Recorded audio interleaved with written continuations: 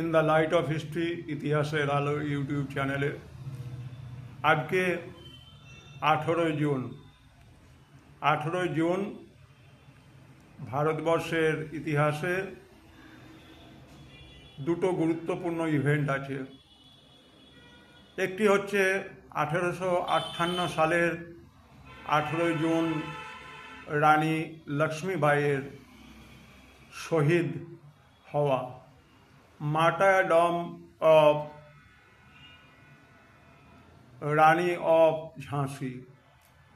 আমরা জানি যে ঝাঁসি 1857 সালের যে সিপাহী বিদ্রোহ হয়েছিল সেখানে কিন্তু তিনি সিপাহী হিসেবে যুদ্ধে যোগদান করেননি, যেহেতু তার ঝাঁসি রাজ্যটি ইংরেজরা ছলে বলে কৌশলে দত্তকপুত্র আইন প্রয়োগ করে দখল করে নিয়েছিল এবং ঝাঁসির রানীর স্বামীর মৃত্যুর পর নাবালক পুত্রকে তিনি সিংহাসনের উত্তরাধিকারী রেখে সেই নাবালক পুত্রের সপক্ষে তিনি ঝাঁসি শাসনের দায়িত্ব নেন। এতে কিন্তু ইংরেজরা আরও বেশি ঝাঁসির উপরে ক্ষুব্ধ হয়। ঝাঁসি রানীর সঙ্গে তারা যুদ্ধে অবতীর্ণ হয়।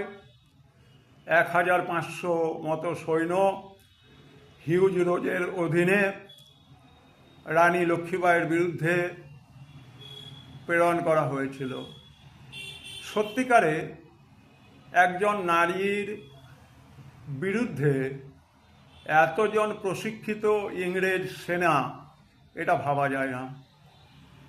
সে যাই হোক, ঝাঁসি রানী লক্ষ্মীবাই তিনি কিন্তু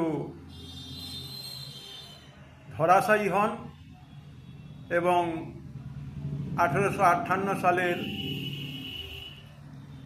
18ই জুন তারিখে তাকে শহীদ করা হয়। সুতরাং